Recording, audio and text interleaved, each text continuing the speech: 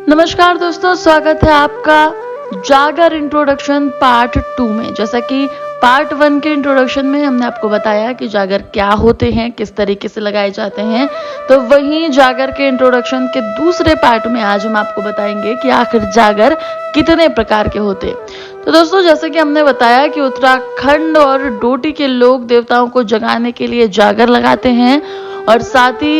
ये भी बता दें कि जो जागर होते हैं वो मंदिर और घर कहीं भी लगाए जा सकते हैं। तो वही अब आपको बता दें कि जो जागर होते हैं वो मुख्यतः 2 प्रकार के होते हैं, यानी कि 2 प्रकार के जागर होते हैं, बाईसी और चौरास। बाईसी वो जागर होते हैं जो 22 दिनों तक किए जाते हैं, और साथ ही वैसे कहीं कहीं 2 दिन में भी इन जागरों को समाप्त किया जाता है और बाईसी कह दिया जाता है। और तो कहीं कहीं जो चौरास होते हैं, वैसे तो देखो चौरास जो जागर होते हैं वो मुख्यतः 14 दिन तक चलने वाले जागर होते हैं, पर कहीं कहीं चौरास को 4 दिन में भी समाप्त किया जाता है, और ऐसा माना जाता है कि 14 दिन पूरे हो चुके हैं। तो वहीं आपको बताएं कि जो जागर में जो जगरिया होता है, यानी कि जो मुख्य पात्र होता है जो जागर की शुरुआत करता है, उसे जगरिया कहा जाता है, जो मुख्यतः रामायण और महाभारत आदि जो भी हमारे धार्मिक ग्रंथों की कहानियां हैं उनके साथ ही जिस किसी देवता को भी जगाया जाना है, यानी कि जिसका भी आह्वान किया जा रहा है, उस देवता का चरित्र को स्थानीय भाषा में वर्णित करता है, यानी कि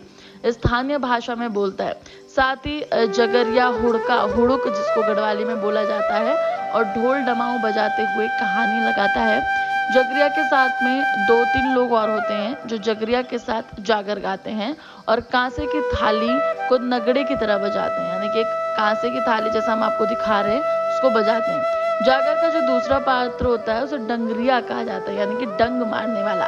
अब बता दें कि जो डंगरिया होता है उसके शरीर में ही देवता चढ़ता है, यानी कि देवता जो होते हैं वो अवतरित होते हैं। ऐसा माना जाता है कि देवता डंगरिया कांपना शुरू करता है और जगरिया के गीतों की ताल में नाचता है। साथ ही डंगरिया के आगे चावल के दाने रखे जाते हैं, जिसे हाथ में लेकर डंगरिया और लोगों से पूछे गए सवालों का जवाब देता है। साथ ही जागर का जो तीसरा पात्र होता है जिसे स्योंकार कहा जाता है, वैसे कहा जाए तो स्योंकार ही वो इंसान होता है जो अपने घर में या अपने मंदिर में जागर करवाता है, और जगरिया डंगरिया और जो भी लगायत और जो भी अन्य लोग हैं उन्हें अपने घर पर भोजन वगैरह जो पूरी व्यवस्था होती है वो स्योंकार की होती है, यानी कि जो स्योंकार उस घर का वो सदस्य है जिसने जागर लगवाया है। अब ये बाद में डिसाइड किया जाता है कि जागर में भगवान को बुलाना है या पितरों को बुलाना है या भूत को बुलाना है, या अलग अलग तरीके के जिस तरीके की उनकी समस्याएं होती हैं, जो उनके प्रश्न होते हैं, उनको लगता है कि जो समाधान कर सकता है उस इंसान को बुलाया जाता है। इस वीडियो में इतना ही। आगे का जो इंट्रोडक्शन होगा उसमें हम बताएंगे कि जो जागर होते हैं वो किस तरीके से लगाए जाते हैं, साथ ही रहा है क्या इतिहास है, कहाँ से शुरुआत हुई है, और किस किस तरीके से जागर अब बढ़ते जा रहे हैं, और जो हालिया यानी कि वर्तमान की जो स्थिति है वो जागरों की उत्तराखंड में क्या रह गई है।